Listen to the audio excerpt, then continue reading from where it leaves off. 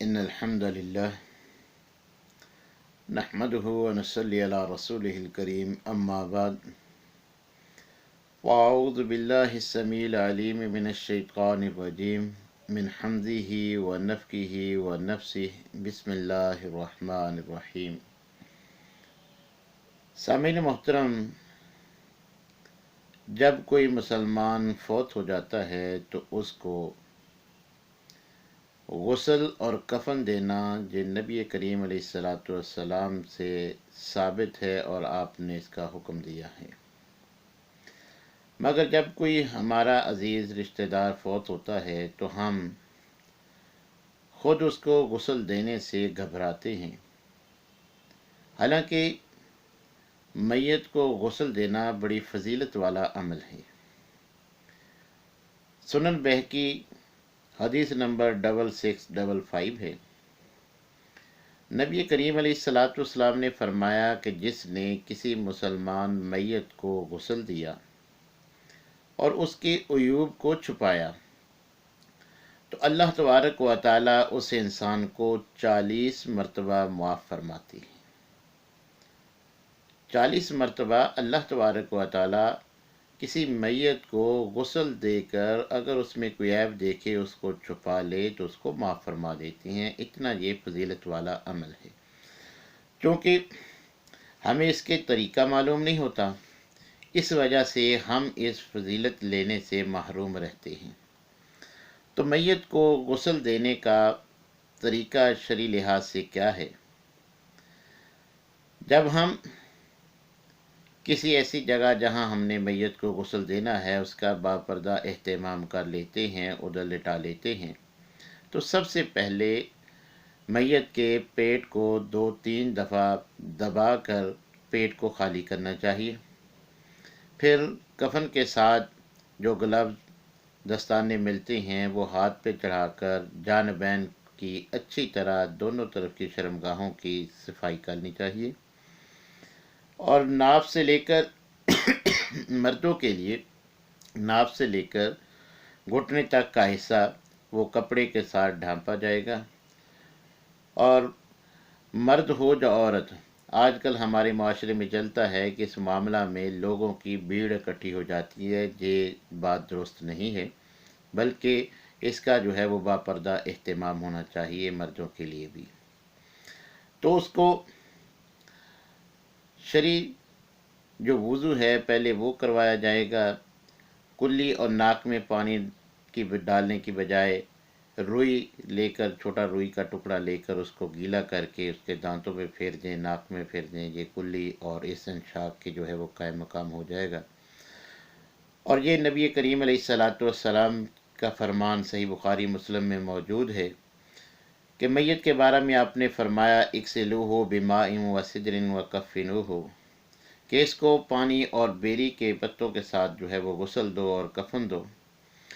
تو جب میت کو غسل دیا جائے تو اس بات کا بھی ضرور اہتمام کرنا چاہیے کہ اس پانی میں بیری کے پتے ڈال کر ان کو اچھی طرح جو ہے وہ پکا لیا جائے۔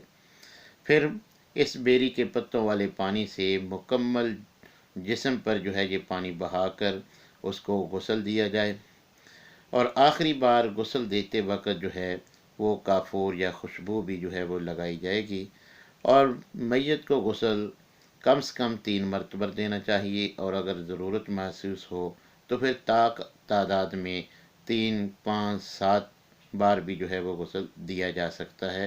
تعداد میں جو ہے وہ میت کو غسل دینا چاہیے۔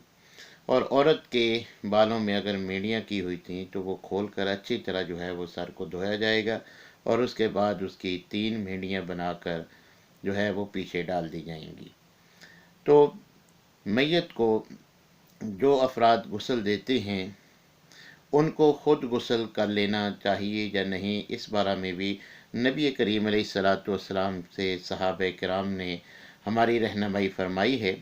سنن دارقطنی کی 1802 نمبر حدیث ہے کہ سیدنا عبداللہ بن عمر رضی اللہ تعالیٰ عنہ بیان فرماتے ہیں کہ کننا نغسل المیت فمنا من یغتسل ومنا من لا یغتسل، کہ ہم میں سے جب کوئی کسی میت کو غسل دیتا تو بعض ہم صحابہ میں سے خود بھی غسل کر لیتے اور بعض غسل نہ کرتے۔ تو یہ جو میت کو غسل دیتا ہے، نہلاتا ہے، اس کو خود غسل کرنا یہ فرض اور واجب نہیں ہے، بلکہ اختیار ہے، مستحب ہے، اچھی بات ہے، بہتر ہے، افضل ہے کہ وہ خود بھی بعد میں غسل کر لے۔ اگر وہ غسل نہ بھی کرے، وقت کم ہو، تو اسی طرح وضو کر کے وہ نماز جنازہ ادا کر سکتا ہے۔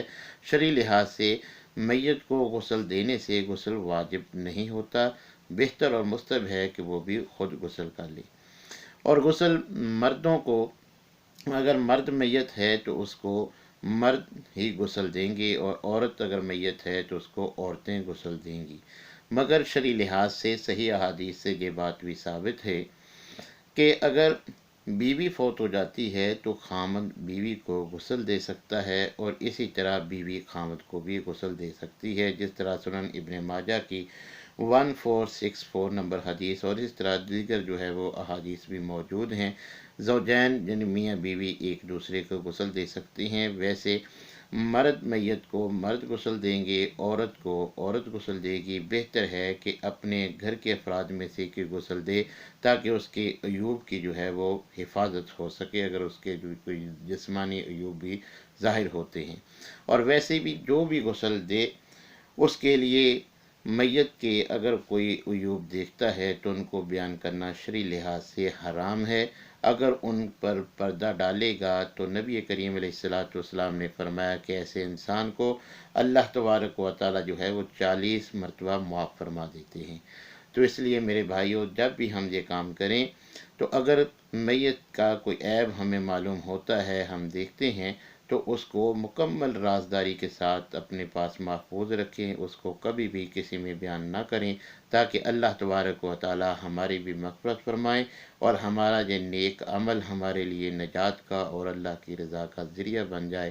اللہ تبارک و تعالی ہر کام کتاب و سنت کے مطابق کرنے کی توفیق عنایت فرمائے۔ وآخر دعوانا الحمد للہ رب العالمین۔